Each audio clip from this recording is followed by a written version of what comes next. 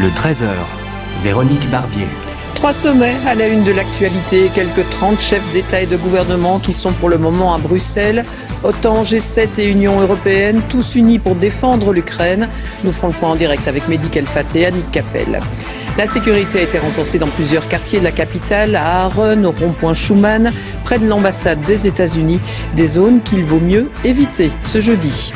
Le diesel et la valse des centimes, la baisse des accises avait permis de gagner 17 centimes par litre. Mais voilà que la hausse du baril entraîne une augmentation de 17 centimes. Le coup de pouce fédéral est déjà oublié. La guerre en Ukraine et ses conséquences. Après un mois de combat, on va faire le bilan de ce conflit qui s'enlise à certains endroits. La résistance ukrainienne surprend visiblement le camp russe. On s'évade quelques minutes en préparant les vacances. Retour du salon des vacances après 2 ans de pandémie. On va s'y arrêter avec Aline Delvoye.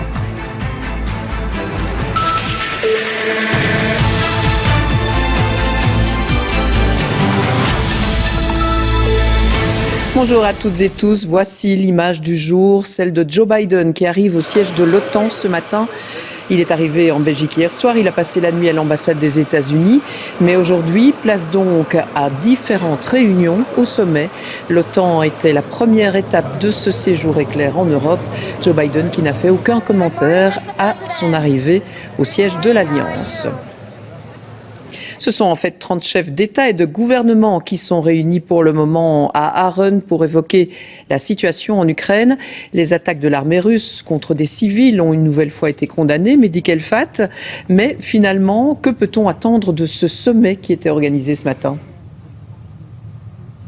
Alors d'abord une démonstration d'unité, on veut montrer tous ces chefs d'État et de gouvernement ensemble. D'ailleurs la photo de famille ce matin aux alentours de 10h avec le président américain Joe Biden et l'ensemble des chefs d'État et de gouvernement de l'OTAN était assez émouvante et symbolique. C'est faire front devant Vladimir Poutine, un président qui aurait perdu la raison, c'est ce que disait le Premier ministre belge Alexander De Croo à son arrivée ici. Alexander De Croo qui souhaitait rendre hommage à la résilience du peuple ukrainien et rendre hommage également donc au peuple ukrainien et ce qu'il faut attendre aujourd'hui, eh bien c'est un renforcement de l'Alliance Atlantique sur sa frontière est, sur sa frontière orientale. Je vous propose d'ailleurs d'écouter le secrétaire général de l'OTAN Jens Stoltenberg lors de son arrivée ce matin.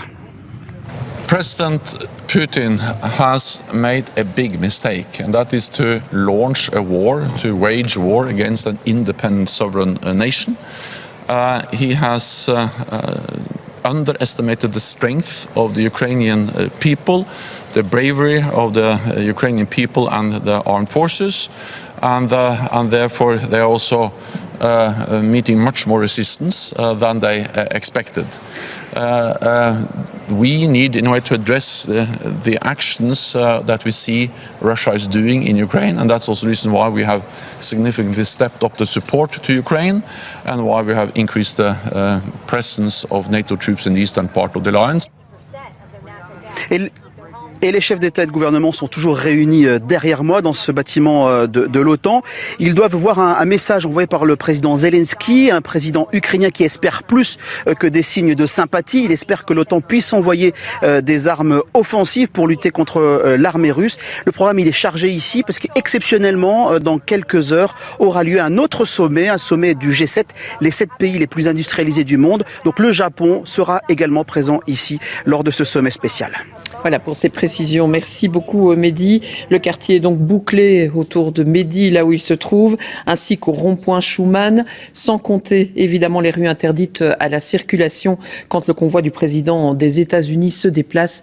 Cela a des implications pour les citoyens, même si ce matin, on était loin du chaos redouté. Voici le reportage de Bruno Gatti, Marc Mévart et Olivia Grisard.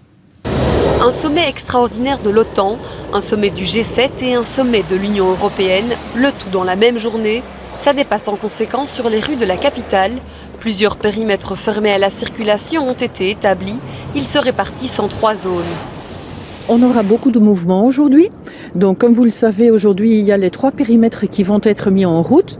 Et donc, on a déjà depuis hier soir celui de l'ambassade US. On a depuis ce matin le périmètre de l'OTAN qui a été mis en place. Et à partir de midi, ce sera le périmètre européen qui sera mis en place. À ces périmètres fermés s'ajoutent de nombreuses rues où il est interdit de stationner, mais aussi les déplacements du président américain. Joe Biden s'est déjà rendu ce matin à l'OTAN et le convoi américain se déplacera encore à plusieurs reprises dans la journée et demain matin. Pendant ces déplacements, alors, on va bloquer temporairement la rue à certains endroits.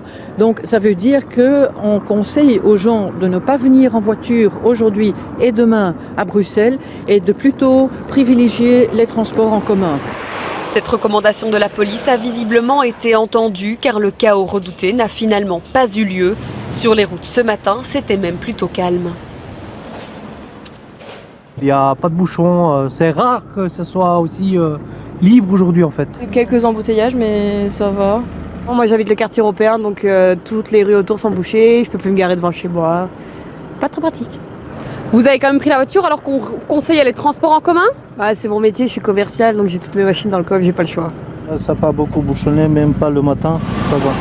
Si ça roulait ce matin, c'est aussi car ce n'est qu'à partir de midi que le quartier européen a été bouclé. Le retour à la normale est prévu pour la fin de journée autour du quartier européen et de l'OTAN et pour demain en début d'après-midi autour de l'ambassade américaine lorsque le président américain aura quitté les lieux. 13h16, à suivre ce débat qui est bloqué au Parlement de Wallonie. Le PTB ne se retrouve pas dans les 170 recommandations faites par la commission d'enquête sur les inondations. Les explications avec Daniel Welter dans un instant. Les bois des cerfs en disent long sur l'état de santé de leurs propriétaires. Aux grottes de Han, ils sont récoltés et analysés avec soin. L'art de faire des croquettes de crevettes, gros plan sur un concours qui rassemblait plusieurs grands restaurateurs bruxellois. Et voilà qui termine ce JT. Merci à vous de vous informer avec la RTBF. Tout de suite, la météo de Caroline de Soigne, l'émission Affaires conclues. Très bel après-midi à vous sur la Une.